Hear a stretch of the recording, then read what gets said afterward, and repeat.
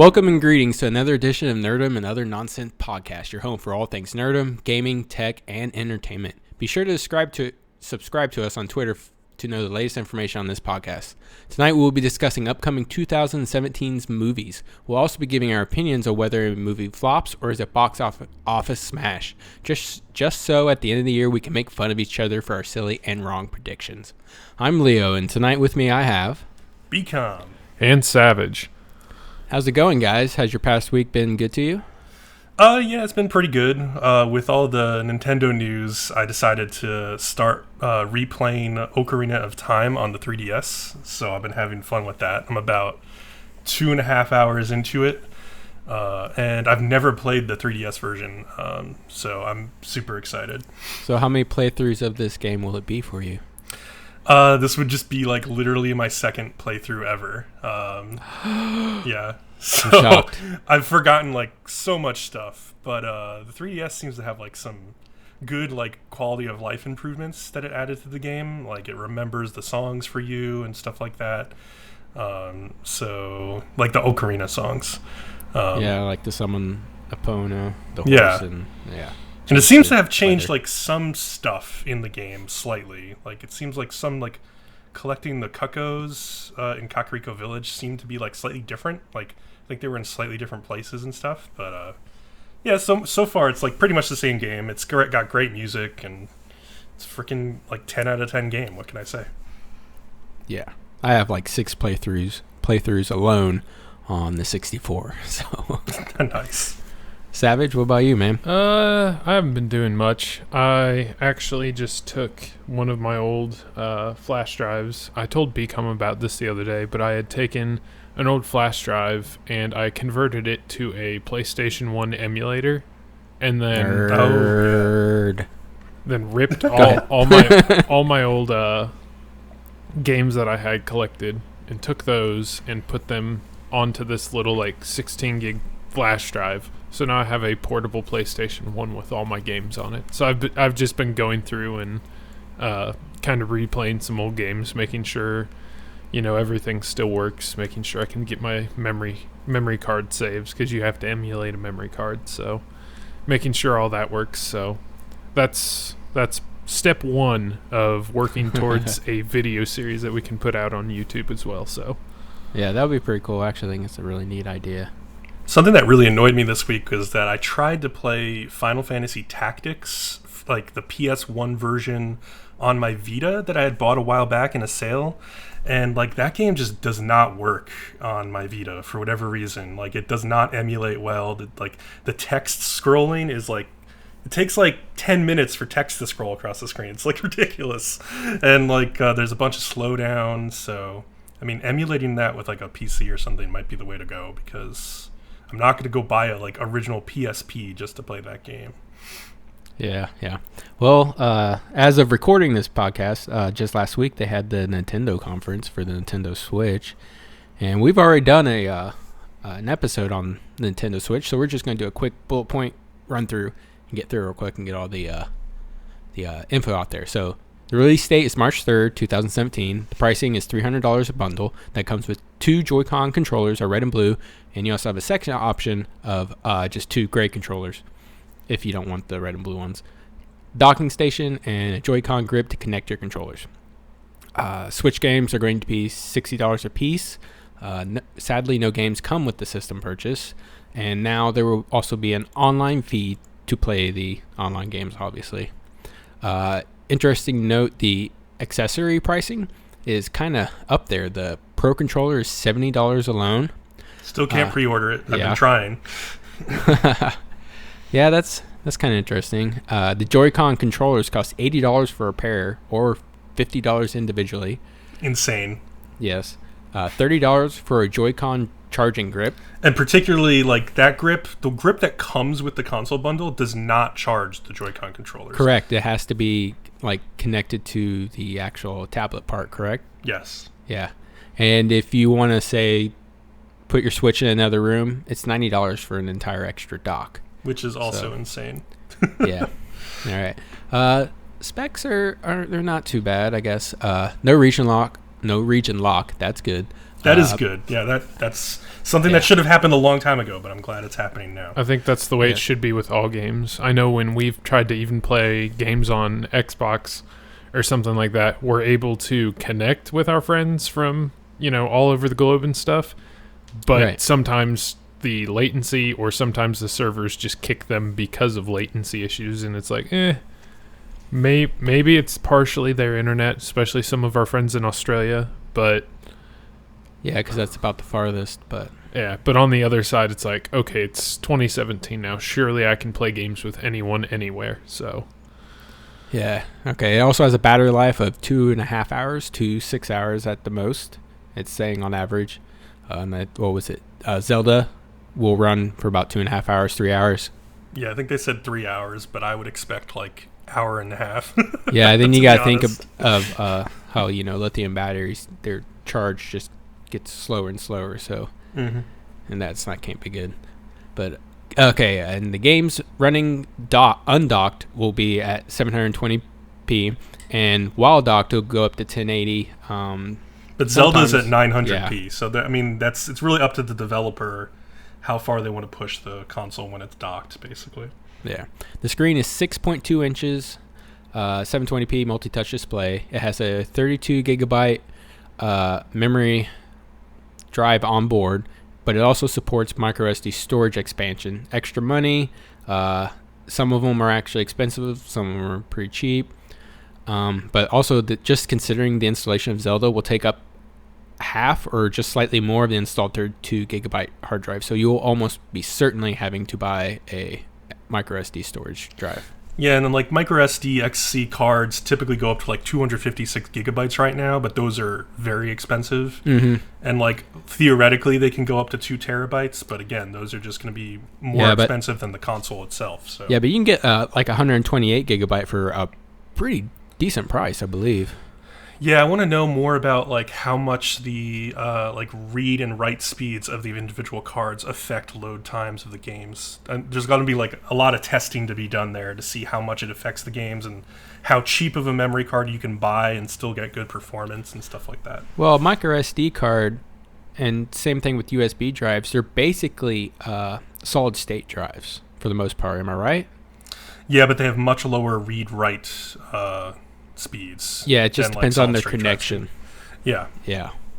Like I know my 2.0 USB drive reads pretty slow, but my 3.0 is like stupid fast. Yeah, I'm not sure comparing like micro SD card connection and 3.0 USB. I'm not sure which is faster actually. Yeah. Well, I know at least regular SD, like SDXC or whatever it is. Not necessarily micro, but I have for taking photos and stuff. The fastest one I've found, just like, commercial grade, not professional grade, but like the fastest write speeds I've seen for those is like 95 megabytes a second. Yeah. And it's just like, it's fast enough for like taking video at full, 1080p, even 4K, and for taking burst photos. So I would imagine, it'll be fast enough for it, but, if you're doing very much gaming, I think you're going to run into the same problem that people with the original Xbox One did, where you just fill up the hard drive and then even now fill up the expansion so quickly that you're going to have to constantly be uninstalling, reinstalling. So yeah, I see that being a big problem with the Nintendo Switch. I mean, it's only got 32 coming out of the box, and that's just scared when PS4 and Xbox came out with 500. Yeah, and what I want to know is if you have the game cartridge itself, like if you have the cartridge for Breath of the Wild, how much information still gets installed on the system itself when you I believe it's about 15 or so gigabytes is what I have been able to find out. Well, isn't that if you just digitally download the game, or is that if you just install the game with the cartridge? That's what I'm saying. I can't be for sure, but I was led to believe that's with the cartridge. I mean, like even now, if you buy a physical copy, I doubt it's much different for the Nintendo Switch, but on the Xbox One, it still has to do an install. Yeah, these are just the questions I need to... Like, Nintendo answered some questions with their conference, but, like, left so many more questions hanging in the air that, yeah. Yeah. All right, 2 more points, and then we're moving on to our main topic. There is no optical audio, and Bcom is super, super sad about this. So I have a really weird setup where I have, like, a DAC, a digital analog converter for my Xbox One and PS4, that I like have optical audio running to it, and so it's hooked up to a really nice pair of headphones with like a built-in headset. Sorry, not a built-in headset, an add-on Antlion headset that I like attached to the side of these really nice headphones.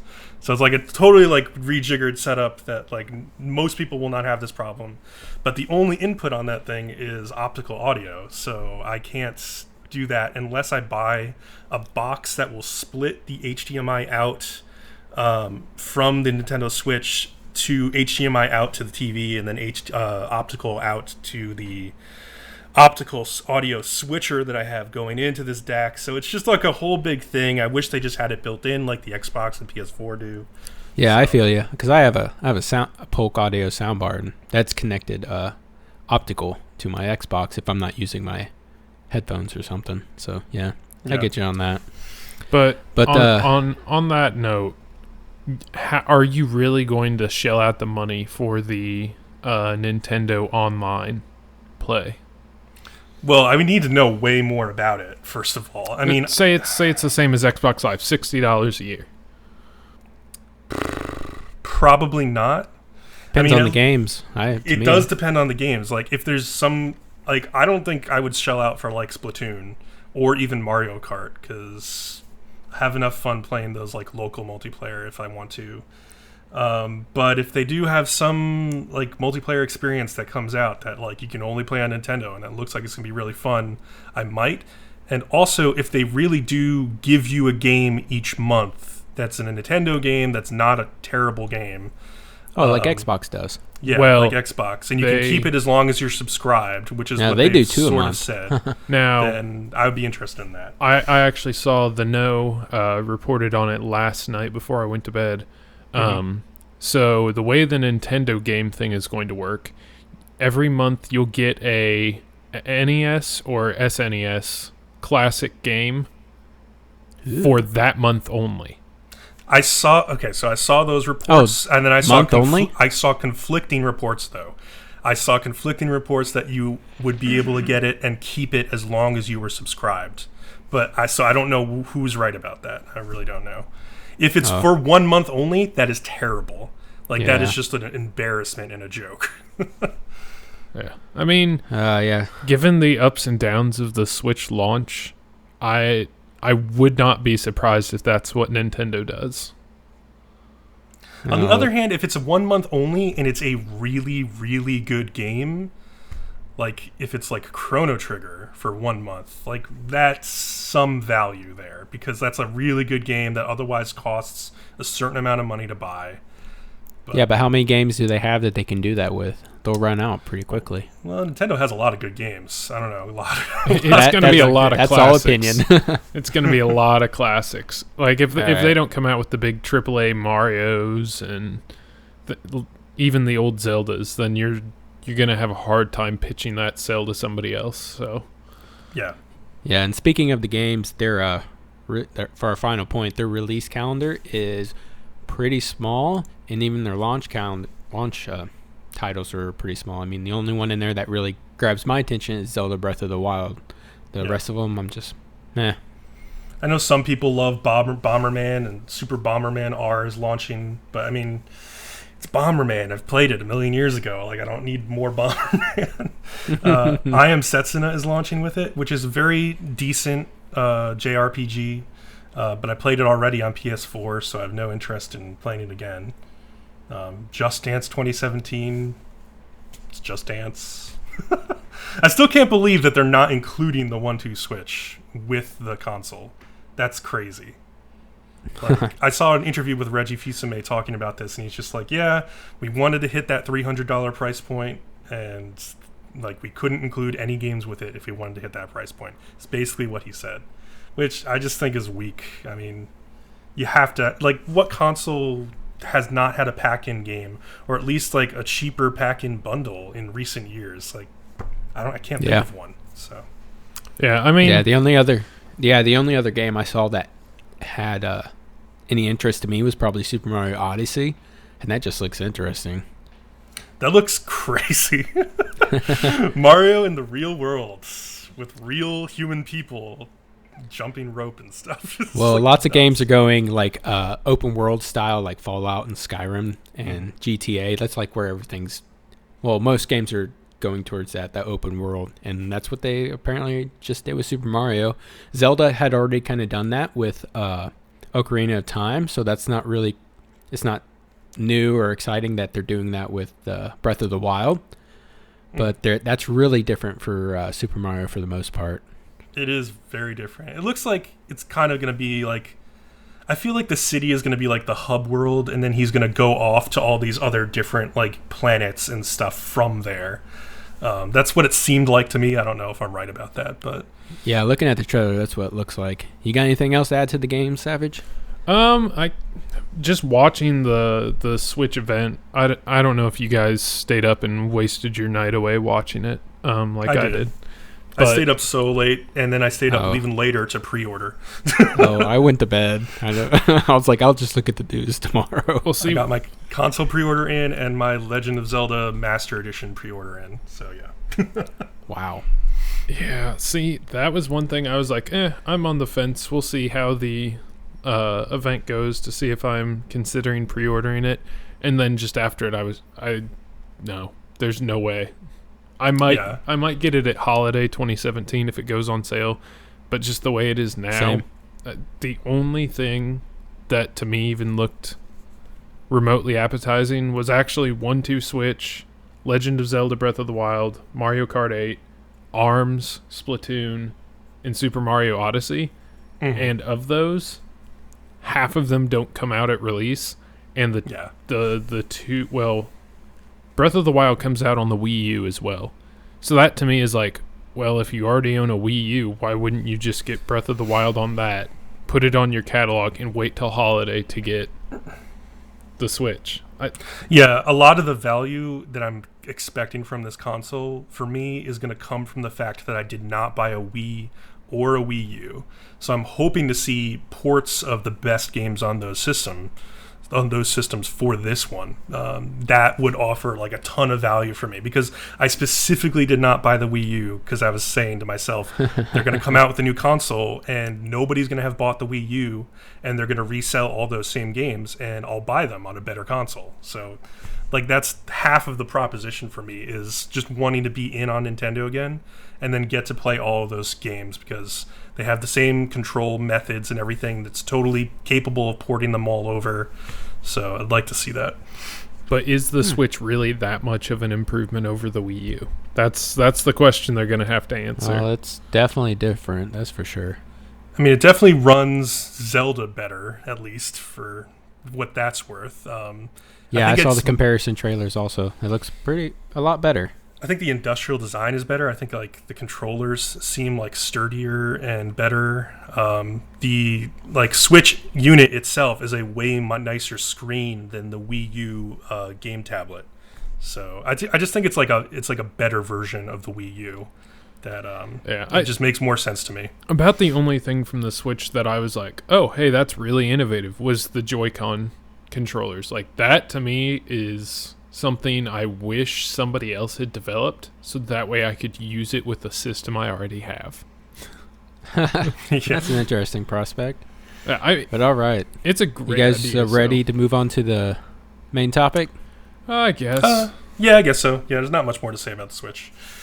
All right, let's move on to the movies we're looking forward to in 2017, and we'll just take turns. Bcom, how about you start it off? We'll go in chronological order also, so that'll make it easy. As much as we can. This Google Doc's a little jumping around, but I guess the first one I'm kind of looking forward to is Trainspotting 2, which when I saw this was coming out, I was just like flabbergasted. Like, why are they making a new Trainspotting? That was such a niche movie when it first came out. I didn't even know anything about it until I was reading up on this post you put, and I'm like, what is that? Yeah, it's just this weird movie. I think it's set in Belfast because everybody has like an unrecognizable accent. Like I was saying to myself, like I expect to understand like less than 25% of the like spoken dialogue in this movie. But the first one was just like this crazy like acid trip of a movie with some just like really memorable, disgusting scenes and just weird acting and like really interesting directing from Danny Boyle. So I'm looking forward to the sequel.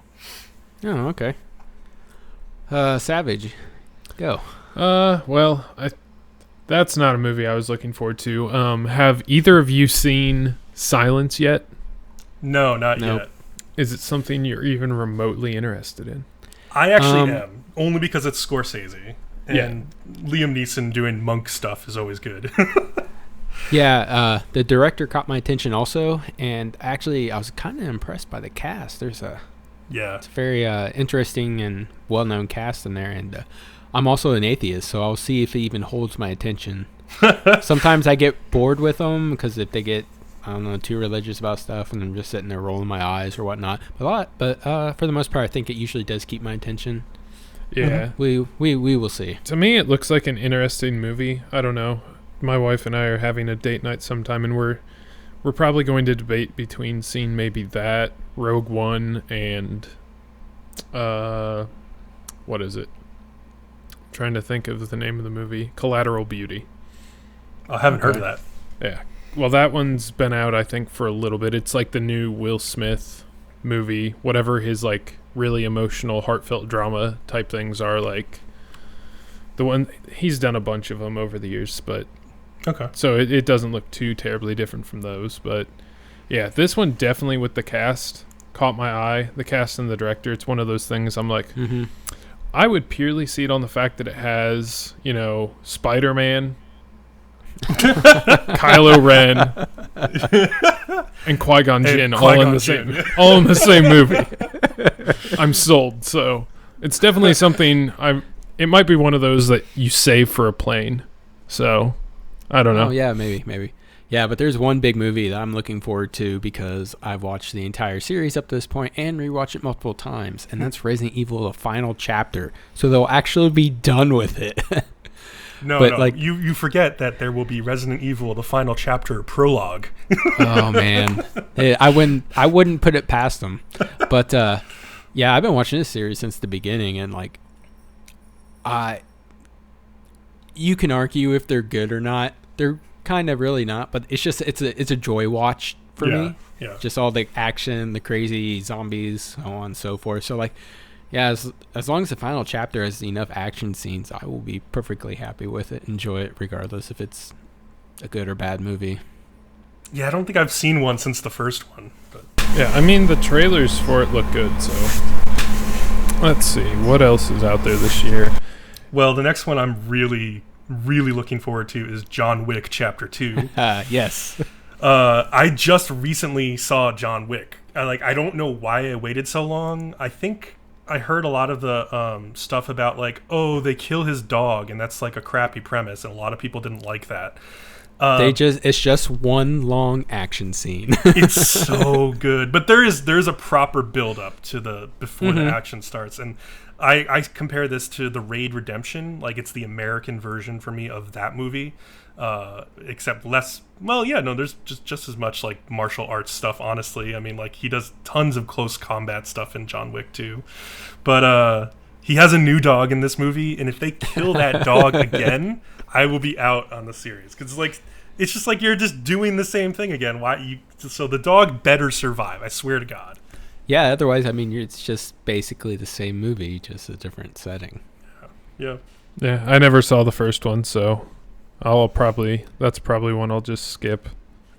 If you ever should check out that, it's really good. If you ever want to sit down and like they just do the bit of the story to get to where he's going, and then like I just said, it's just one long action scene. So if you're ready to sit down and just watch some action, that is like a perfect movie to do it because it's just nonstop once it starts. Yeah, see, that's the thing though. I'm not so much into action movies as you would think I would be. I'm much more of a drama, classic film style, like Citizen Kane, those types of films. Anything that's reminiscent of like those old time like dramas, I absolutely love.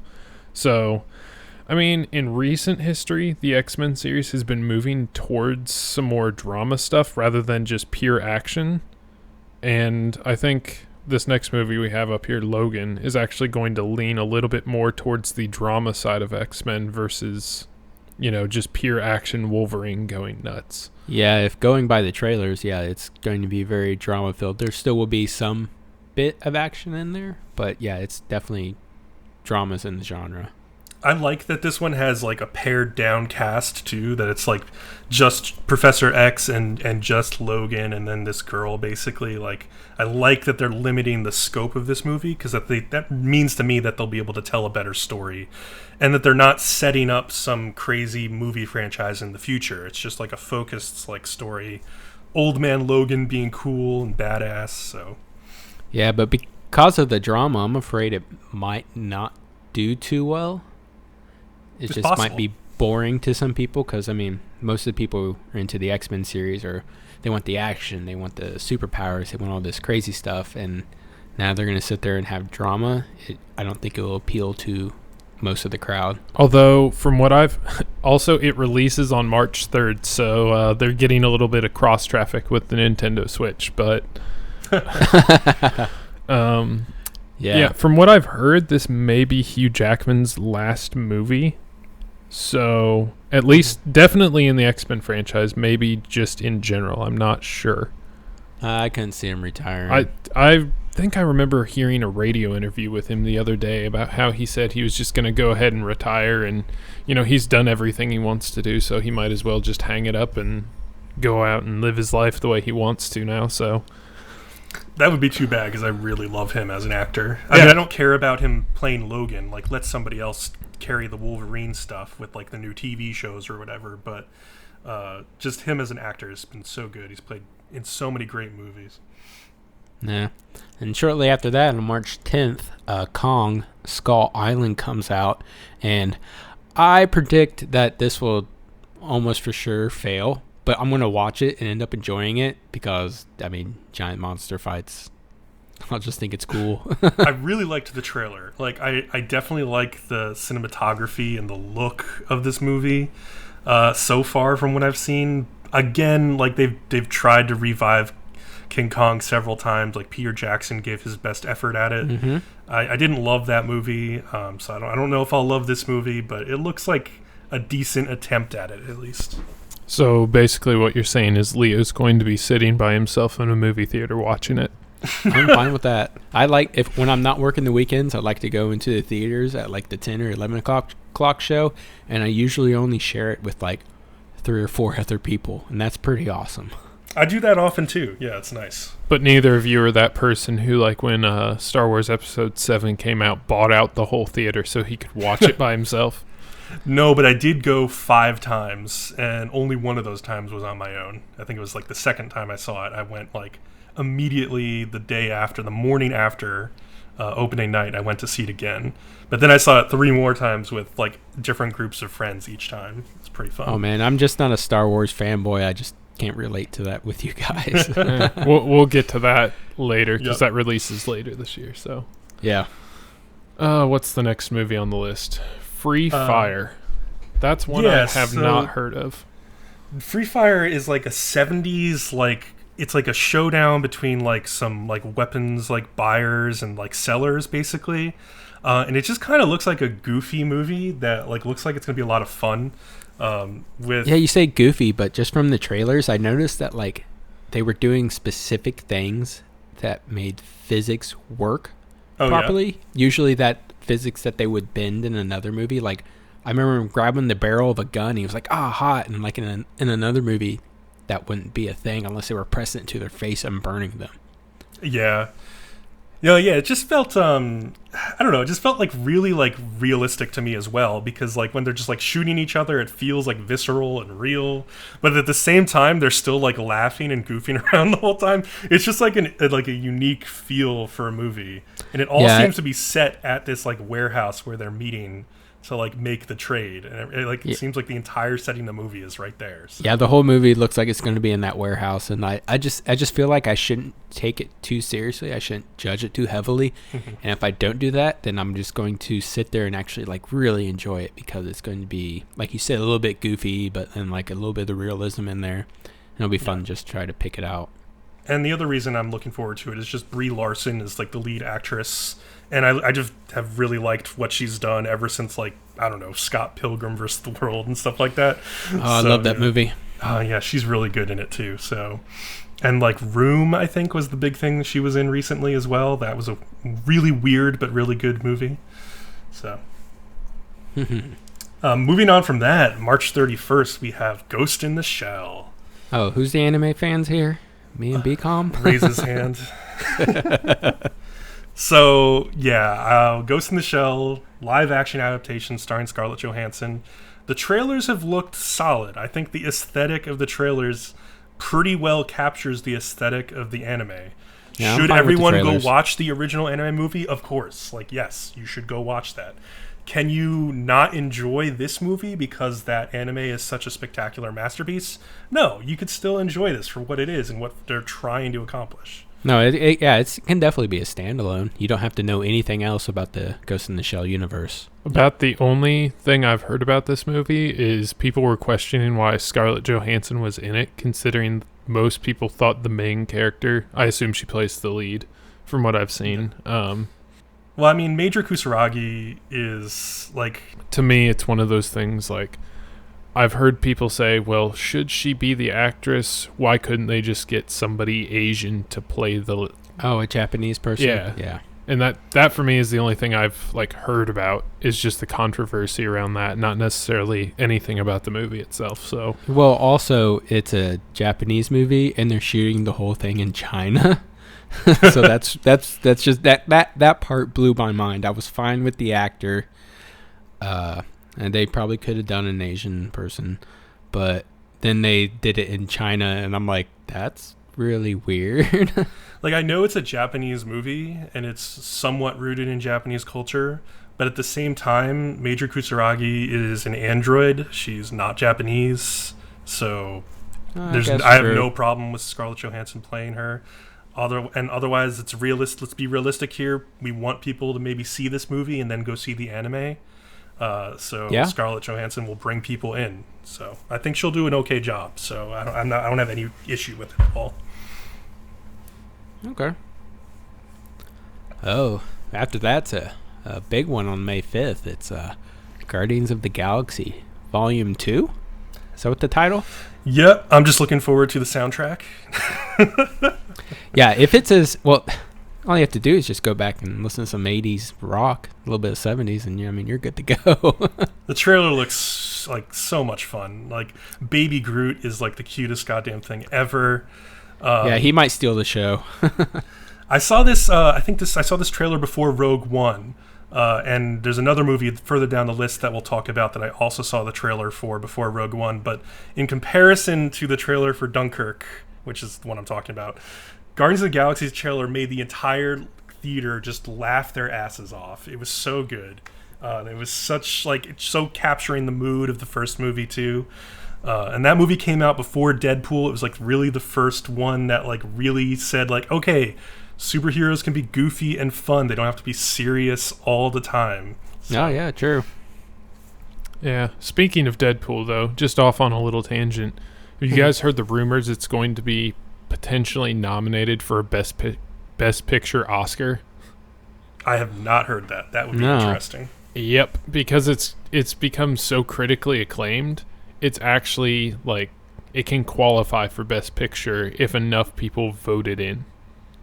Oh wow! For an actual nomination, and it would be the very first like superhero movie since I think The Dark Knight. To actually be nominated. So. The Dark Knight should have won that year. Well, yeah, that's what everybody. Who beat it? That's what I'm going to find. I'll look that up right now. This is 2008. Yeah, something like that. You can move on to the next movie. I'll check this out. What's the next one? King Arthur: The Legend of the Sword, or Legend of the Sword. again, another one I haven't heard about. I really haven't looked too much into movies this year, but actually, it has a very interesting trailer to it, and I'm not sure it'll be either be pretty good or it'll turn out as a dud, and I really hope it doesn't, because the trailer is just, it's like action packed and looks crazy. I mean, it's got a good cast and whatnot. So here, Guy Ritchie's directing it. Yeah, So that's the reason I added it to the list, was because I like Guy Ritchie's movies typically, like Snatch and Lock, Stock, and Two Smoking Barrels. Like, yeah, I know he made those a long time ago, but he still has that stuff in him somewhere, so he can make a really fun and exciting King Arthur movie. I'd be into that for sure.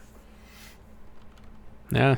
After that, May 19th, one I'm very, very looking forward to, because I'm a big time follower of the Alien series. I can't even count how many times I've rewatched all the movies, and I even own Prometheus on Blu-ray, because even though it's probably not that great, but I just love it because it's that Alien universe. But Alien Covenant, still directed by Ridley Scott, will forever be directed by him, and I'm just gonna fanboy about this series. I mean, this thing can come out of the gates limping, and I'm still going to enjoy it. And what I've seen from the trailers, it's going to be more of what I wanted from Prometheus. More alien, more crazy things going on. yeah. Again, not a franchise I'm too not fond of, but familiar with. Yeah, I like Ridley Scott as a director. I think he's a talented director, but I've just never gotten into the Alien franchise. It's just one of those things. I always go for dramas though instead of action, so we're kind of polar opposites of the scale. I don't know. Aliens is kind of action, but it's like a suspenseful action, Yeah. I would say. I'm a huge fan of the original Alien movie. Yeah. Prometheus, the biggest problem I had with that movie was like one scene. And it's the scene where the huge thing is like toppling down towards them and they're running away, but it's like a huge pillar. It's like a huge cylinder. So if they're running straight directly away from it for like thousands of feet. And if they just went left or right, like if they understood like perpendiculars, it'd just be safe in like half a second. It would take no time. Like that whole scene I was just laughing at. But otherwise, Prometheus was a pretty interesting movie. I thought it was flawed, but okay. Yeah, and like one of the cool things that Alien's always done, it's always been, it's the unknown. The cast is always, they're not sure what they're going into, which goes with every single movie. And I think it's almost its own thing. Not really anything else does that to that extent.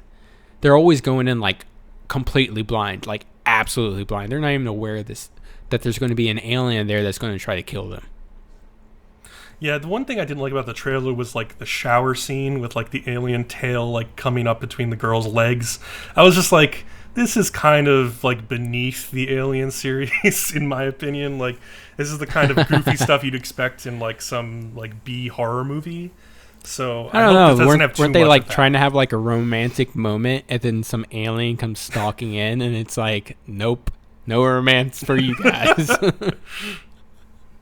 The next movie is one that I'm actually extremely excited for. So on July 21st, it's Valerian and the City of a Thousand Planets, directed by Luc Besson, who directed The Fifth Element. And this is a movie that's very much in that same element. Oh my god, I didn't mean to say that. I'm so sorry, guys. But keep yourself in check, please. If you look at the trailer, it's just gorgeous. Like it's just like overflowing with color, and it's these fully realized futuristic cities. I think it's based on a French comic book, which I haven't read, but I think I might before this movie comes out to get a better sense of the world. I hadn't heard anything about this until you put this on here, and I actually had to watch the trailer, and then I was like, oh, I need to go check this out. This looks interesting. Futuristic sci-fi? Yeah. Give it to me. Yeah, I love futuristic sci-fi, and especially The Fifth Element. Like, I love how like fully realized yet still goofy that world was, and like the alien designs in The Fifth Element really remind me of the ones in Valerian, like where they're just like kind of goofy, but at the same time, it's like, I guess it's similar to Guardians of the Galaxy in that way. like where it has goofy aliens that make the movie more fun and a little bit better, in my opinion. Yeah, I just hope people don't knock it off as like a Guardians of the Galaxy knockoff. That would be sad. Yeah. Oh yeah, Just from the look of it, it looks to be a more, I guess, not happy, but a more bright version of like a future sci-fi movie. It's not as dark, as a typical one. So I don't know. I might look at it, but we'll see. I'm very picky when it comes to my movies, so. Nothing wrong with that. By the way, as an update, I don't think Dark Knight was nominated for Best Picture, unfortunately. Was it snubbed from the nomination? I remember definitely, because it should have been up there. I mean, it won Best Performance by an Actor in a Supporting Role for Heath Ledger, obviously. But, yeah, everybody knows that. Yeah. What's this next one on here, Bcom? Dunkirk. You said something funny about that. All right, so this is Christopher Nolan, who directed Inception and Memento and Interstellar. So it's his next movie. Dunkirk is, let's read the synopsis. The miraculous evacuation of Allied soldiers from Belgium, Britain, and France, who were cut off and surrounded by the German army from the beaches and harbor of Dunkirk, France, between May 26th and June 4th of 1940, during the Battle of France in World War II. So it's a World War II movie about a bunch of Allied soldiers who are stuck on a beach and like are almost trapped before they can make it out of there, which would have seriously destroyed the Allied effort in the war at that point in time. So it's a really significant event. So it seems like it could be interesting, but man, they had an extended trailer, like a 5-minute trailer that ran before Rogue One. And I was so bored during that trailer. And it was from a number of things. It was one, the accents were pretty heavy, so I couldn't really understand what like the guys were saying to each other at certain points. Like it was really heavy English, British accents that were tough to make out. Also, really? Yeah. Even with gaming with some British people and whatnot. Oh yeah, no, because the next part of it is that Christopher Nolan's been doing this weird thing with his sound mixing in recent movies. Like, Interstellar had the same problem to me, where like the spoken dialogue does not come through clearly. It's all muffled by lots of sound coming around. So it's like there's no center channel like where you can just focus on what people are saying a lot of like the time. it's like it's almost drowning in the rest of the sound around it. Yeah. Yeah. One thing I liked about the trailer though was there were some Allied pilots flying around, and those scenes and those shots looked gorgeous, and they sounded pretty incredible too. So that stuff I'll look forward to, but I don't know about the interactions between the guys on the boats and on the beach. I don't know if I'm going to be into it or what, but the flying scenes looked really cool. Yeah, and this is based off a true story, right? Oh yeah. No, this is an event from World War II that like really shifted the tide of the war. Yeah, I want to say if my memory is working correctly right now. The Cracked podcast, which is amazing. Everybody should follow that. They were talking about history or like true events that were almost like were too crazy to be real, but they were. And I want to think this was one of them because like wasn't it like fishermen and like just anybody who had a boat that was just coming on shore and taking these people and taking them out, and it was just like I think so, yeah. And like the actual story, like to make this movie, they had to dumb it down because if they made it to the actual events, you would sit there going, "That didn't happen. That's not true." Like it was just so crazy. Yeah. No, yeah, it's pretty nuts. But I got to grab the next movie on the list because I have a history with it. I'm a big reader. I always have been. I think one of my earliest reads was by Bill Watterson. I read all the Calvin and Hobbes. And I have a great collection of them. I love them. And one of the cool things about him was he would throw words in there that like I didn't know, and he was like my first time that I had to go check the dictionary. I'm like, what does that even mean? So that was cool. But after him, I read a ton of Stephen King, and one of my favorites was the Dark Tower series. And I totally fanboyed whenever I heard that they were making a movie out of it, and then it kind of dropped off the radar. And then now it has a release date of July 28th, and it's the Dark Tower series. And it's just to read in the synopsis real quick. It's a gunslinger Roland Deshane roams an old west-like landscape in search of the Dark Tower in hopes that reaching it will preserve his dying world. I've read this entire series, and without spoiling anything, when I finished it, my first thought was anger, because I was like, that was a shitty ending. But then I thought about it for about a good 5-10 minutes, and then realized that this book has my favorite beginning and end. Oh, wow. It was just, actually, once I sat down and thought about it, I'm like, oh my God, Stephen King's a genius. So Roland Deschain's going to be played by Idris Elba, who I like a lot. Which is cool. And The Man in Black by Matthew McConaughey, so that's cool too. Yeah, and the thing is about the Stephen King books, like all his books are sort of connected. They all live in the same universe. And the Dark Tower series actually visits a lot of these universes and like individual books.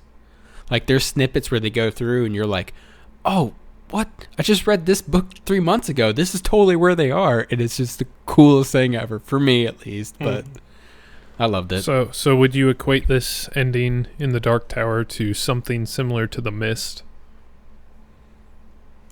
No, it's not that kind of shocking ending where everybody hates the end of it.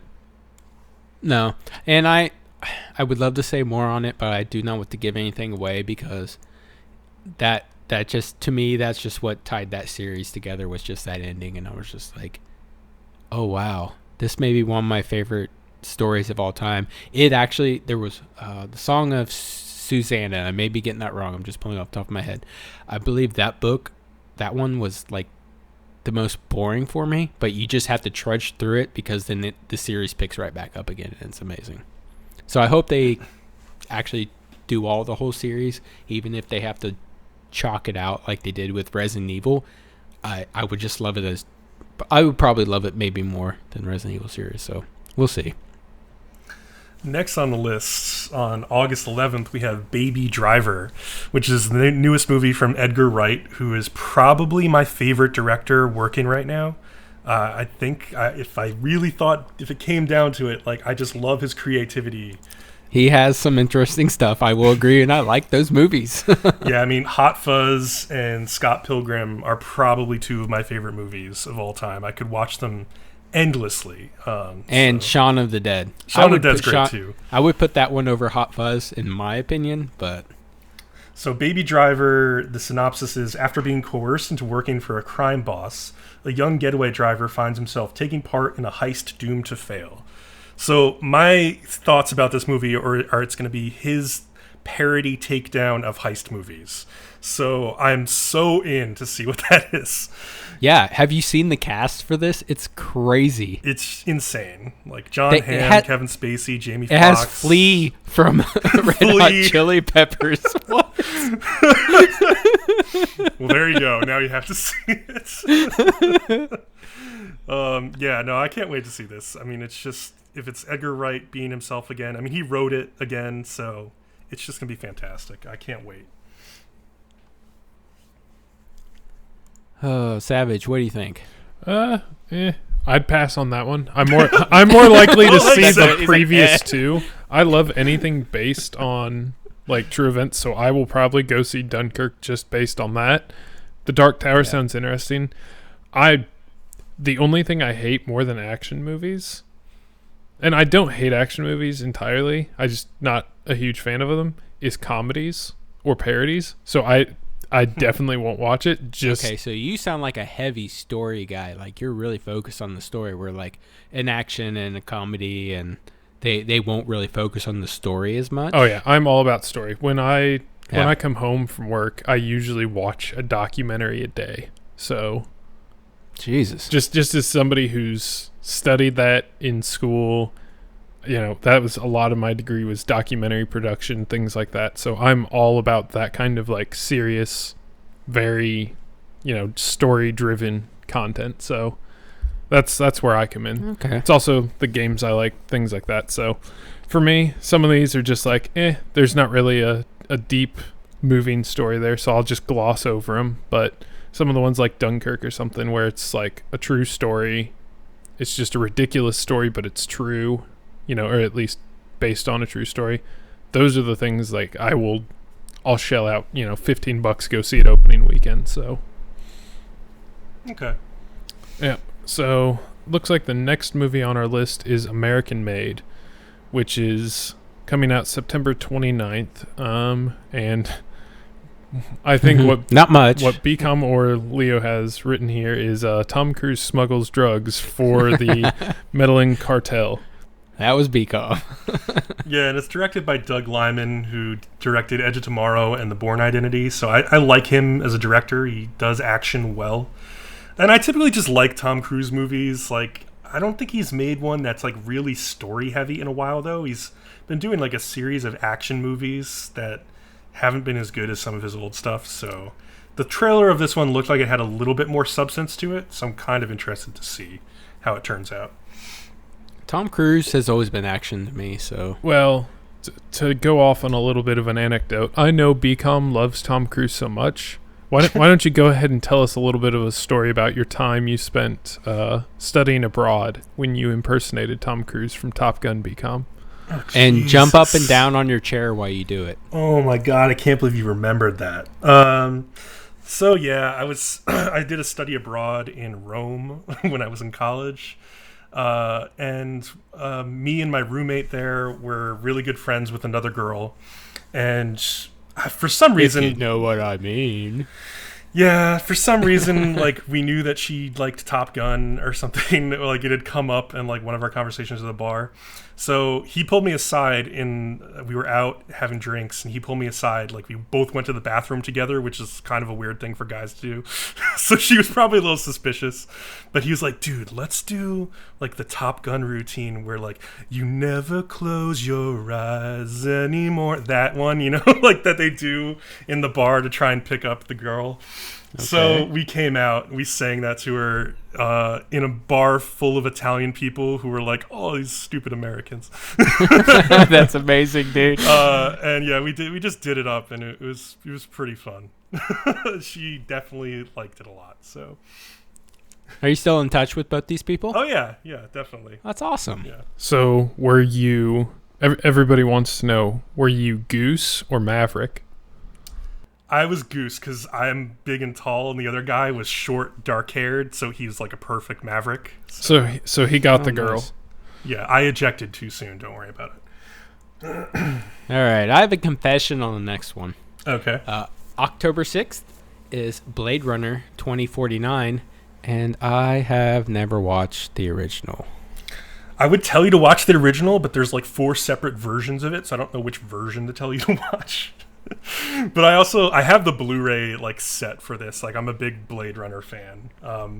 I'm really looking forward to like the production design of this movie. Like, I want to see them do it up and make like a great homage to like the look and the feel and the miniature work of that movie, which were all just like insane at the time that they did it. Yeah, see, I've heard so much about that, but I've never watched it myself. So I really, if anything, the day before I go and watch this, I will definitely watch the original Blade Runner and just make some mental notes and know what to look for.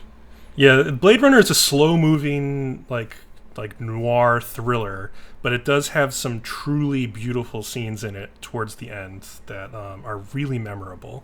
So I'm hoping they can recapture some of that magic. What are your thoughts of putting Harrison Ford in it? I don't know how I feel about that, because I don't know if this is going to be Indiana Jones 4 Harrison Ford or Force Awakens Harrison Ford. Was he in the original? Yeah, he was the lead character in the original. And he did a great job in that. He was very soft-spoken like guy, and his character was very mysterious. Yeah, the anti-Han Solo in the first one. He was not Han Solo in that movie. Yeah. I think it'd be good if they did like a smooth like guest appearance, because sometimes they can be like jarring it out of nowhere, like the latest Ghostbusters movies, if you've seen that. Like, their guest appearances, like, I love them, but they came out of nowhere and were just like it so intentionally put there just for them. But it'd be better if he was just like some guy selling sodas at a stand or something. And the fact that Ryan Gosling's in this movie, I think almost entirely comes down to the fact that he was in Drive. Because if you look at Drive, it has that like kind of Blade Runner-ish neon look to it. And I guarantee people saw him in that movie and said, oh, he can be that like soft-spoken guy who tells the story like with his face and his eyes. And like he'll look amazing in like this Blade Runner universe. And I honestly don't disagree with him. Like I think he'll probably do a really good job. So I'm looking forward to that. So did anybody watch the first Kingsman movie? Yes, and that was really fun. I loved it. I loved the church scene with oh my god. It was so good. That scene was so ridiculously insane. Yeah. Yeah, with Freebird playing by Leonard Skinner, that was just and it's like if you've listened to the entire song of Freebird, it's actually really it's slow and nice and whatever. And then at one point it like peaks, and they just took that small clip and just did like the fight scene out of it, and it was just amazing. And I was blown away by it, and I was glad to see that a ton of people also loved it at the same time. Yeah, it's just a good, fun action movie. So Savage would hate it. Yeah, probably. Yeah. Doesn't sound like me at all. So. But yeah, I think it'll be fine. I think it'll be more of the same that we got in the first one, and that's fine. The next movie on the list is called Red Sparrow, coming out November 10th. Who's in it? My personal synopsis of this movie is Jennifer Lawrence plays sexy Russian spy. That's all I got. Well, that's all they have on it. The synopsis is literally a sexy Russian spy falls for a CIA officer and considers becoming a double agent. All I can say is she's hot. That's all I got. Yep, moving on. Yep. All right, so the big one this year for a lot of people, and especially me, and I believe Bcom as well, the most important movie of the year is... I'm just not a fanboy. I'm sorry, guys. Star Wars Episode 8. So for me, this is really the only movie before we started into this podcast that I even like knew I was going to go see. But I'm interested to see what people think of what's going to happen with how they handle Carrie Fisher's death now that it's like not in Episode 8, but post Episode 8. So, yeah, I mean, they can digitally recreate her. I mean, you can go to a concert and watch Michael Jackson on stage now still. So yeah, I mean, I know they can, but I'm not sure people who watch the Star Wars franchise will want to, and I guess it will depend on how Episode 8 goes. Like, if she gets a larger role in 8 than she did in 7, it might be a lot harder for somebody to just, like, cut her out of 9 in a way, so I don't know. We'll see what happens. Yeah, I'm not too focused on that side of things. I know it's unfortunate. Like, I would have liked to see more of her in this trilogy, and I think she did film some scenes, but I'm way, way more focused on the movie itself and where it takes this new trilogy. Like, I really want it to go into a different direction and not be an Empire Strikes Back clone. That's the most important thing. If it's just Empire Strikes Back again, then we know that all of this new trilogy is just aping the original movies in slightly different ways. And I really don't want that. I do want to see Luke train Rey to use the Force. Like, I think everybody's expecting that. Like, some of my favorite scenes from Empire were Yoda training Luke, so there would be a connection there, but I'm okay with it because I want to see the difference in the way Luke trains Rey as opposed to the way Yoda trained him. I assume he's not going to jump up on her shoulders and ride her around. I was about to say, I'd love to watch that. That for me would be the greatest thing in the entire movie, to see an old Mark Hamill jump up on like a young 23, 24-year-old actress. That would be hilarious. He just trains her entirely using his Joker voice. That'd be pretty great. I want to see her construct her own lightsaber. There was a deleted scene from Return of the Jedi where Luke is like tinkering with his new green lightsaber. So, but besides that, we've never gotten on film like a Jedi constructing their own lightsaber. So I'd really love to see that. I would like to maybe see her use one that's like the staff that she uses, that she's used for her whole life. So maybe a double-ended one. That'd be interesting. And besides that, I want to see more fun hijinks with like Finn and Poe and everyone. So, and I want to know more about Snoke. And hopefully he is not a giant CGI man, but a tiny CGI man who has Napoleon complex or something like that. Would be interesting. I have a question for you two guys. Are we going to do something without a Death Star? Because I feel like that's been overused at this point. I think if there's another Death Star in either this movie or the next movie, like, I will be really upset. Like, I understood why Rogue One had one, obviously, because it's, the prequel. Mm-hmm. So, obviously, it's going to be in there somehow, but... Yeah, its inclusion in Force Awakens I was even upset about that. I thought that was really stupid. But,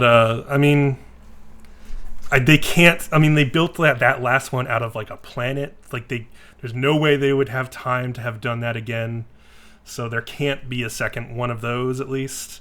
I'd be way more interested in just seeing some real like fleet battles between like ships. Like we got a little bit of that at the end of Rogue One, and that stuff was really cool. So cool. Yeah, it's really cool. I would love to watch. Yeah, just the ships going at it. What was it on? Was it GameCube? They had a Star Wars game, like Rogue Leader, Rogue Squadron. Yeah, something like that. Rogue Squadron was on 64. Yeah, I remember doing it, and you actually got to do the trench run and whatnot.